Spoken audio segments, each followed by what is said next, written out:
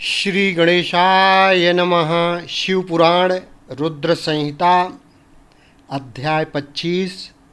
श्री शिव के द्वारा गोलोक धाम में श्री विष्णु का गोपेश के पद पर अभिषेक तथा उनके प्रति प्रणाम का प्रसंग सुनाकर श्री राम का सती के मन का संदेह दूर करना, सती का शिव के द्वारा मानसिक त्याग। श्री राम बोले, देवी, प्राचीन काल में एक समय परम सृष्टा भगवान शंभु ने अपने परात्पर धाम में विश्वकर्मा को बुलाकर उनके द्वारा अपनी गौशाला में एक रमणीय भवन बनवाया, जो बहुत ही विस्तृत था।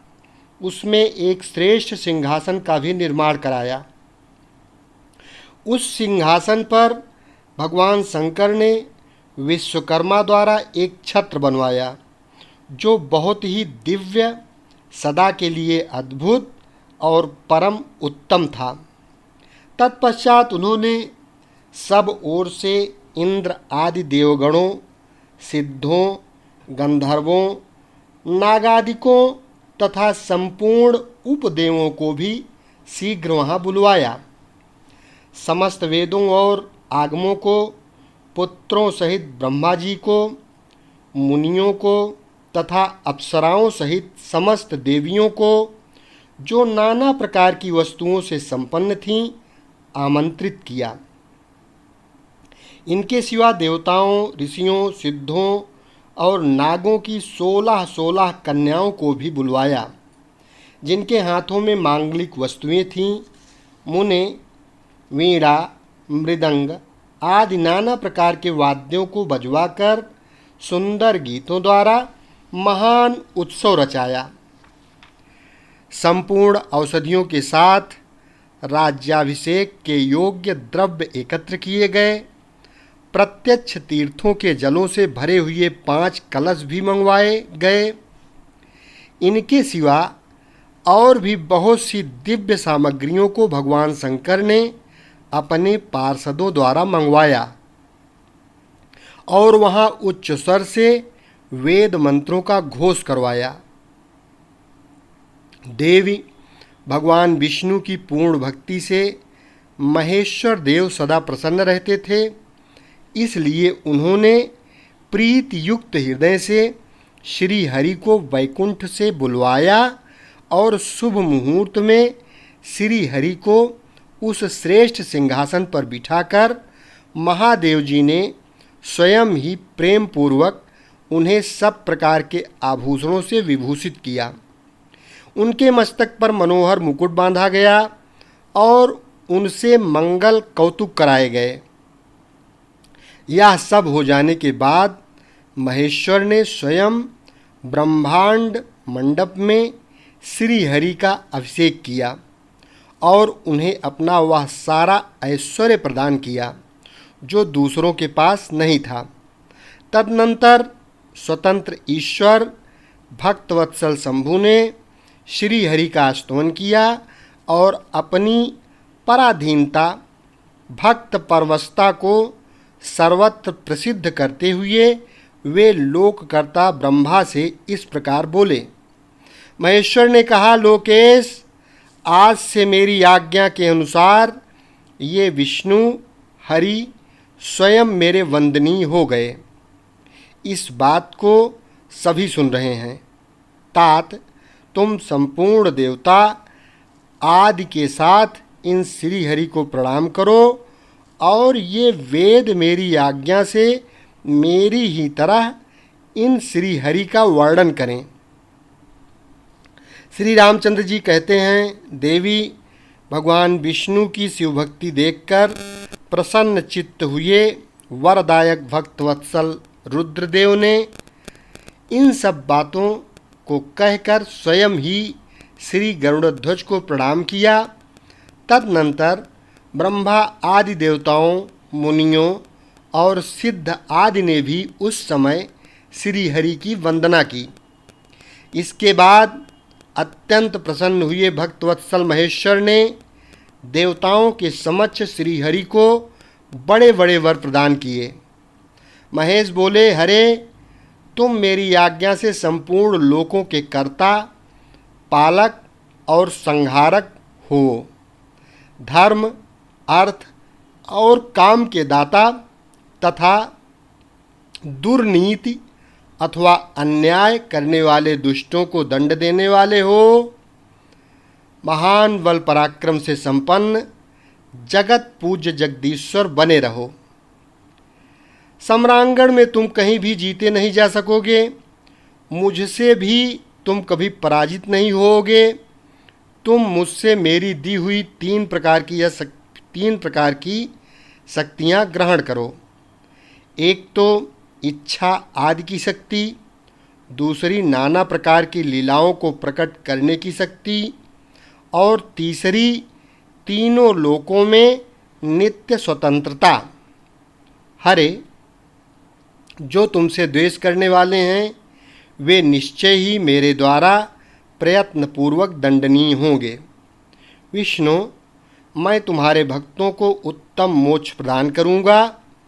तुम इस माया को भी ग्रहण करो जिसका निवारण करना देवता आदि के लिए भी कठिन है तथा जिससे मोहित होने पर यह विश्व जड़ रूप हो जाएगा। हरे, तुम मेरी बाईं भुजा हो और विधाता दाहिनी भुजा हैं। तुम इन विधाता के भी उत्पादक और पालक होगे। मेरा हृदय रूप जो रुद्र है वही मैं हूँ, इसमें संशय नहीं है। वह रुद्र तुम्हारा और ब्रह्मा आदि देवताओं का भी निश्चय ही पूज्य है। तुम यहाँ रहकर विशेष रूप से संपूर्ण जगत का पालन करो। नाना प्रकार की लीलाएं करने वाले विभिन्न अवतारों द्वारा सदा सबकी रक्षा करते रहो। मेरे चिन्मय धाम में तुम्हारा जो यह परम वैभवशाली और अत्यंत उज्जवल स्थान है वह गोलोक नाम से विख्यात होगा। हरे, भूतल पर जो तुम्हारे अवतार होंगे वे सबके रक्षक और मेरे भक्त होंगे। मैं उनका अवश्य दर्शन करूंगा। वे मेरे वर से सदा प्रसन्न रहेंगे। श्री रामचंद्र जी कहते हैं, देवी, इस प्रकार श्री हरि को अपना अखंड ऐश्वर्य सौंपकर उमा वल्लभ भगवान हर स्वयं कैलाश पर्वत पर रहते हुए अपने पार्षदों के साथ स्वच्छंद क्रीड़ा करते हैं। तभी से भगवान लक्ष्मीपति वहाँ गोप वेश धारण करके आए और गोप गोपी तथा गौओं के अधिपति होकर बड़ी प्रसन्नता के साथ रहने लगे। वे श्री विष्णु प्रसन्न चित्त हो समस्त जगत की रक्षा करने लगे। वे शिव की आज्ञा से नाना प्रकार के अवतार ग्रहण करके जगत का पालन करते हैं। इस समय वे ही श्री हरि भगवान शंकर की आज्ञा से 4 भाइयों के रूप में अवतीर्ण हुए हैं। उन 4 भाइयों में सबसे बड़ा मैं राम हूँ, दूसरे भरत हैं, तीसरे लक्ष्मण हैं और चौथे भाई शत्रुघ्न हैं। देवी, मैं पिता की आज्ञा से सीता और लक्ष्मण के साथ वन में आया था। यहाँ किसी निशाचर ने मेरी पत्नी सीता को हर लिया है और मैं विरही होकर भाई के साथ इस वन में अपनी प्रिया का अन्वेषण करता हूँ। जब आपका दर्शन प्राप्त हो गया तब सर्वथा मेरा कुशल मंगल ही होगा। माँ सती, आपकी कृपा से ऐसा होने में कोई संदेह नहीं है। देवी, निश्चय ही आपकी ओर से मुझे सीता की प्राप्ति विषयक वर प्राप्त होगा। आपके अनुग्रह से उस दुख देने वाले पापी राक्षस को मैं मारकर सीता को अवश्य प्राप्त करूंगा। आज मेरा महान सौभाग्य है जो आप दोनों ने मुझ पर कृपा की। जिस पर आप दोनों दयालु हो जाएं, वह पुरुष धन्य और श्रेष्ठ है। इस प्रकार बहुत सी बातें कहकर कल्याणमयी सती देवी को प्रणाम करके रघुकुल शिरोमणि श्री राम उनकी आज्ञा से उस वन में विचरने लगे। पवित्र हृदय वाले श्री राम की यह बात सुनकर सती मन ही मन शिव भक्ति परायण श्री रघुनाथ जी की प्रशंसा करती हुई बहुत प्रसन्न हुई, पर अपने कर्म को याद करके उनके मन में बड़ा शोक हुआ। उनकी अंग कांति फीकी पड़ गई। वे उदास होकर शिव जी के पास लौटीं। मार्ग में जाती हुई देवी सती बारंबार चिंता करने लगीं कि मैंने भगवान शिव की बात नहीं मानी और श्री राम के प्रति कुत्सित बुद्धि कर ली। अब शंकर जी के पास जाकर उन्हें क्या उत्तर दूंगी। इस प्रकार बारंबार विचार करके उन्हें उस समय बड़ा पश्चाताप हुआ। शिव के समीप जाकर सती ने उन्हें मन ही मन प्रणाम किया। उनके मुख पर विषाद छा रहा था। वे शोक से व्याकुल और निस्तेज हो गई थीं। सती को दुखी देख भगवान हर ने उनका कुशल समाचार पूछा और प्रेम पूर्वक कहा, तुमने किस प्रकार परीक्षा ली। उनकी ये बात सुनकर सती मस्तक झुकाए उनके पास खड़ी हो गईं। उनका मन शोक और विषाद में डूबा हुआ था। भगवान महेश्वर ने ध्यान लगाकर सती का सारा चरित्र जान लिया और उन्हें मन से त्याग दिया। वेद धर्म का प्रतिपादन करने वाले परमेश्वर शिव ने अपनी पहले की हुई प्रतिज्ञा को नष्ट होने नहीं दिया। सती का मन से त्याग करके वे अपने निवास भूत कैलाश पर्वत पर चले गए। मार्ग में महेश्वर और सती को सुनाते हुए आकाशवाणी बोली, परमेश्वर तुम धन्य हो और तुम्हारी यह प्रतिज्ञा भी धन्य है। तीनों लोकों में तुम्हारे जैसा महायोगी और महाप्रभु दूसरा कोई नहीं है। वह आकाशवाणी सुनकर देवी सती की कांति फीकी पड़ गई। उन्होंने भगवान शिव से पूछा, नाथ मेरे परमेश्वर आपने कौन सी प्रतिज्ञा की है, बताइए। सती के इस प्रकार पूछने पर भी उनका हित चाहने वाले प्रभु ने पहले अपने विवाह के विषय में भगवान विष्णु के सामने जो प्रतिज्ञा की थी उसे नहीं बताया। मुने, उस समय सती ने अपने प्राणवल्लभ पति भगवान शिव का ध्यान करके उस समस्त कारणों को जान लिया जिससे उनके प्रियतम ने उन्हें त्याग दिया था।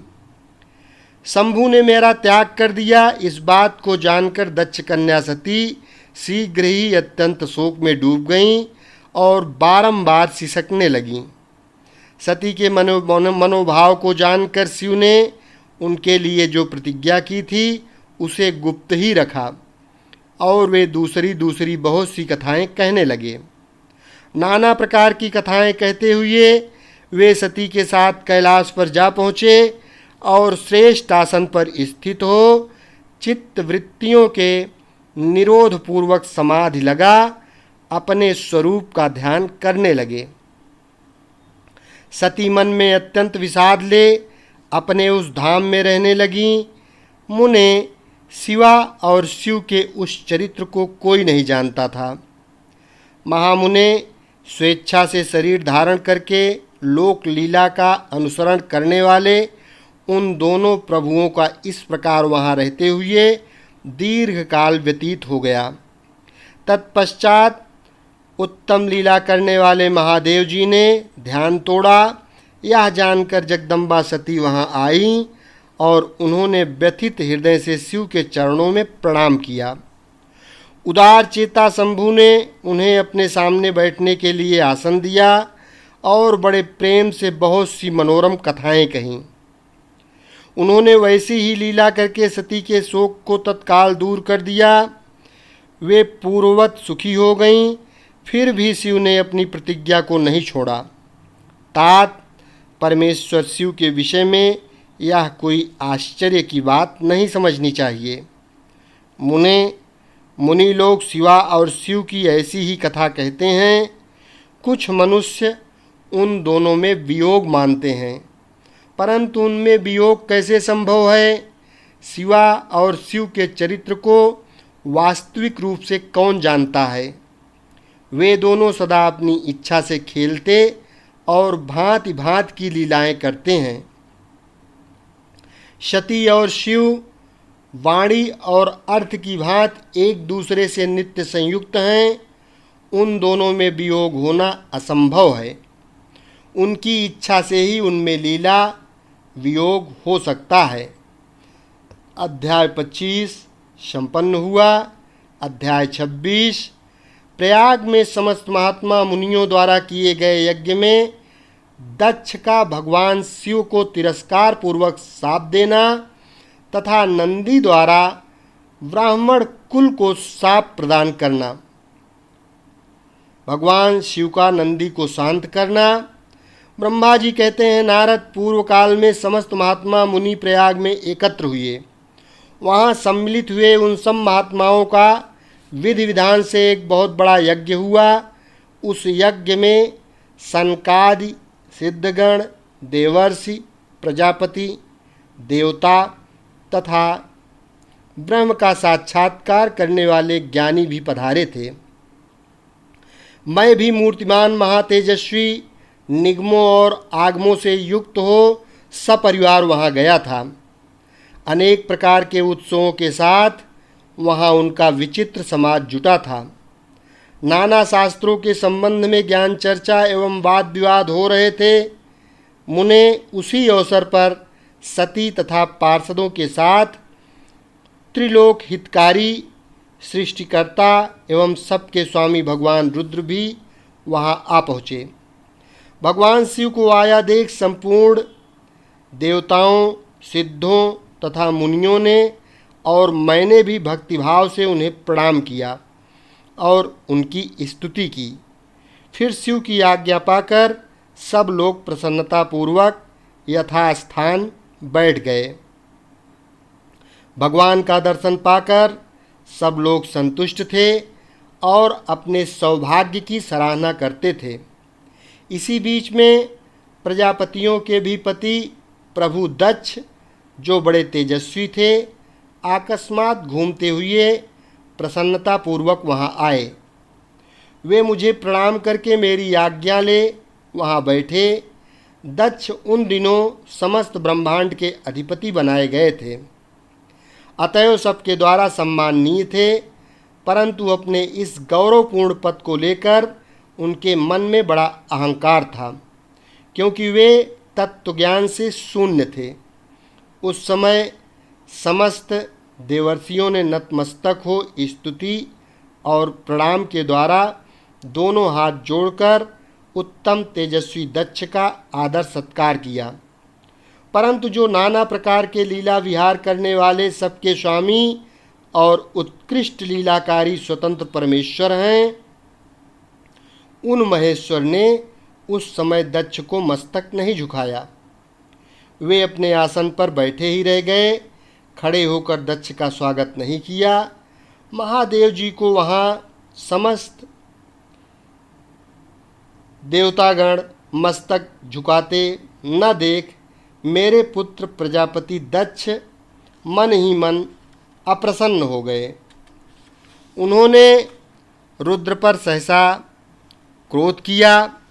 वे ज्ञान शून्य तथा महान अहंकारी होने के कारण महाप्रभु रुद्र को क्रूर दृष्टि से देखकर सबको सुनाते हुए उच्च स्वर से कहने लगे। दक्ष ने कहा, ये सब देवता, असुर, श्रेष्ठ ब्राह्मण तथा ऋषि मुझे विशेष रूप से मस्तक झुकाते हैं, परंतु वह जो प्रेतों और पिशाचों से घिरा हुआ महामनस्वी बनकर बैठा है, वह दुष्ट मनुष्य के समान क्यों मुझे प्रणाम नहीं करता। श्मशान में निवास करने वाला यह निर्लज्ज जो मुझे इस समय प्रणाम नहीं करता, इसका क्या कारण है। इसके वेदोक्त कर्म लुप्त हो गए हैं। यह भूतों और पिशाचों से सेवित हो मतवाला बना फिरता है और शास्त्रीय विधि की अवहेलना करके नीति मार्ग को सदा कलंकित किया करता है। इसके साथ रहने वाले या इसका अनुसरण करने वाले लोग पाखंडी, दुष्ट, पापाचारी और ब्राह्मण को देखकर उद्दंडतापूर्वक उनकी निंदा करने वाले होते हैं। यह स्वयं ही स्त्री में आसक्त रहने वाला तथा रति कर्म में ही दक्ष है, अतः मैं इसे शाप देने को उद्यत हुआ हूँ। यह रुद्र चारों वर्णों से पृथक और कुरूप है, इसे यज्ञ से बहिष्कृत कर दिया जाए। यह श्मशान में निवास करने वाला तथा उत्तम कुल और जन्म से हीन होने के कारण देवताओं के साथ यह यज्ञ में भाग न पाए। ब्रह्मा जी कहते हैं, नारद, दक्ष की कही हुई बात सुनकर भृगु आदि बहुत से महर्षि रुद्रदेव को दुष्ट मानकर देवताओं के साथ उनकी निंदा करने लगे। दक्ष की बात सुनकर नंदी को बड़ा रोष हुआ, उनके नेत्र चंचल हो उठे और वे दक्ष को श्राप देने के विचारों से तुरंत इस प्रकार बोले। नंदीश्वर ने कहा, अरे रे महामूढ़, दुष्ट बुद्धि सठ दक्ष, तूने मेरे स्वामी महेश्वर को यज्ञ से बहिष्कृत क्यों कर दिया? जिनके स्मरण मात्र से यज्ञ सफल और तीर्थ पवित्र हो जाते हैं, उन्हीं महादेव जी को तूने शाप कैसे दे दिया? दुर्बुद्धि दक्ष, तूने ब्राह्मण जात की चपलता से प्रेरित हो इन रुद्रदेव को व्यर्थ ही श्राप दे डाला है।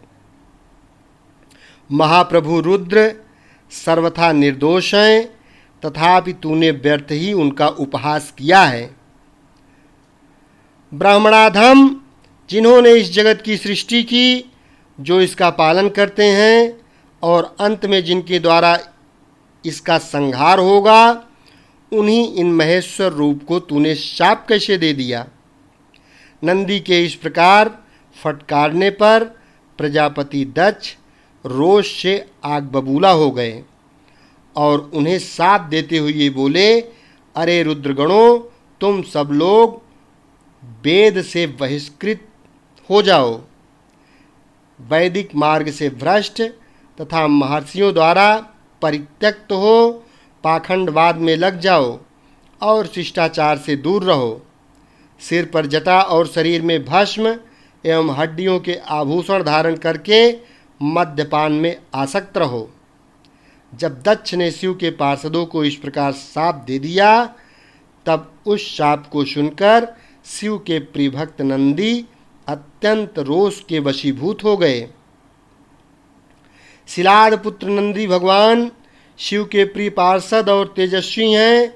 वे गर्व से भरे हुए महादुष्ट दक्ष को तत्काल इस प्रकार उत्तर देने लगे। नंदीश्वर बोले, अरे शठ दुर्बुद्धि दक्ष, तुझे शिव के तत्व का बिल्कुल ज्ञान नहीं है, अतः तूने शिव के पार्षदों को व्यर्थ ही शाप दिया है। अहंकारी दक्ष, जिनके चित्त में दुष्टता भरी है, उन भृगुआदि ने भी ब्राह्मणत्व के अभिमान में आकर महाप्रभु महेश्वर का उपहास किया है। अतः यहाँ जो भगवान रुद्र से विमुख तुझ जैसे दुष्ट ब्राह्मण विद्यमान हैं, उनको मैं रुद्र तेज के प्रभाव से ही शाप दे रहा हूँ। तुझ जैसे ब्राह्मण कर्म फल के प्रशंसक वेदवाद में फंसकर वेद के तत्व ज्ञान से शून्य हो जाएं।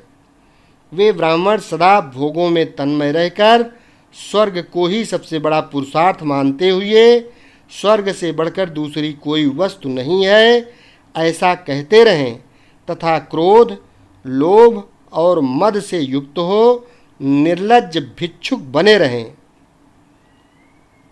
कितने ही ब्राह्मण वेद मार्ग को सामने रखकर शूद्रों का यज्ञ कराने वाले और दरिद्र होंगे तथा सदा दान लेने में ही लगे रहेंगे।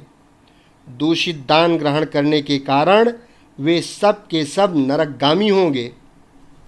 दक्ष, उनमें से कुछ ब्राह्मण तो ब्रह्म राक्षस भी होंगे, जो परमेश्वर शिव को सामान्य देवता समझकर उनसे द्रोह करता है।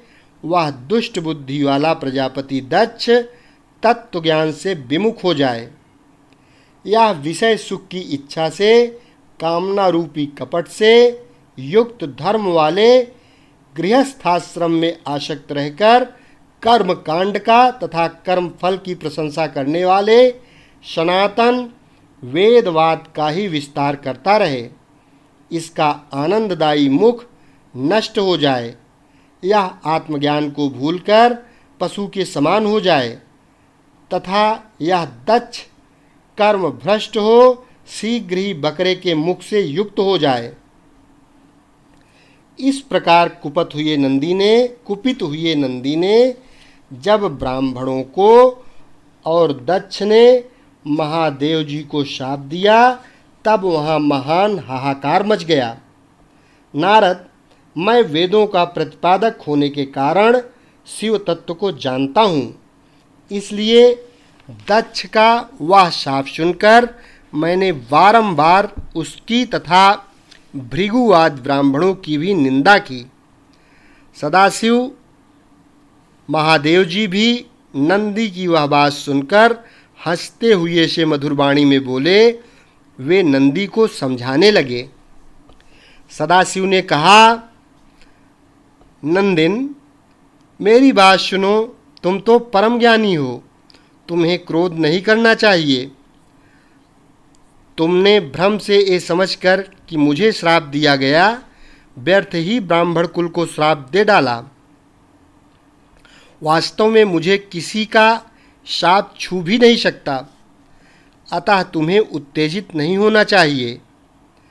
वेद मंत्राक्षरमय और सूक्तमय है, उसके प्रत्येक सूक्त में समस्त देहधारियों के आत्मा परमात्मा प्रतिष्ठित हैं, अतः उन मंत्रों के ज्ञाता नित्य आत्मवेत्ता हैं। इसलिए तुम रोषवश उन्हें शाप न दो। किसी की बुद्धि कितनी ही दूषित क्यों न हो, वह कभी वेदों को शाप नहीं दे सकता। इस समय मुझे शाप नहीं मिला है, इस बात को तुम्हें ठीक ठीक समझना चाहिए। महामते, तुम सनकादि सिद्धों को भी तत्वज्ञान का उपदेश देने वाले हो, अतः शांत हो जाओ। मैं ही यज्ञ हूँ, मैं ही यज्ञ कर्म हूँ, यज्ञों के अंगभूत समस्त उपकरण भी मैं ही हूँ। यज्ञ की आत्मा मैं हूँ, यज्ञ परायण यजमान भी मैं ही हूँ और यज्ञ से बहिष्कृत भी मैं ही हूँ। यह कौन, तुम कौन, ये कौन, वास्तव में सब मैं ही हूँ। तुम अपनी बुद्धि से इस बात का विचार करो। तुमने ब्राह्मणों को व्यर्थ ही शाप दे दिया। महामते नंदिन, तुम तत्वज्ञान के द्वारा प्रपंच रचना का बाध करके आत्मनिष्ठ ज्ञानी एवं क्रोध आदि से शून्य हो जाओ। ब्रह्मा जी कहते हैं, नारद, भगवान शंभु के इस प्रकार समझाने पर नंदकेश्वर विवेक परायण हो, क्रोध रहित एवं शांत हो गए। भगवान शिव भी अपने प्राणप्रिय पार्षद नंदी को शीघ्र ही तत्व का बोध कराकर प्रथम गणों के साथ वहाँ से प्रसन्नतापूर्वक अपने स्थान को चल दिए। इधर रोषावेश से युक्त दक्ष भी ब्राह्मणों से घिरे हुए अपने स्थान को लौट गए, परंतु उनका चित्त शिवद्रोह में ही तत्पर था। उस समय रुद्र को शाप दिए जाने की घटना का स्मरण करके दक्ष सदा महान रोष से भरे रहते थे। उनकी बुद्धि पर मूर्ता छा गई थी। वे शिव के प्रति श्रद्धा को त्याग कर शिव पूजकों की निंदा करने लगे। तात नारद, इस प्रकार परमात्मा शंभु के साथ दुर्व्यवहार करके दक्ष ने अपनी जिस दुष्ट बुद्धि का परिचय दिया, वह मैं तुम्हें बता रहा हूँ। अब तुम उनकी पराकाष्ठा को पहुँची हुई दुर्बुद्धि का वृत्तांत सुनो। मैं बता रहा हूँ। अध्याय 26 संपन्न हुआ। शेष अगले भाग में। एक बार प्रेम से बोलो, परम ब्रह्म परमेश्वर श्री शिवशंकर जी की जय।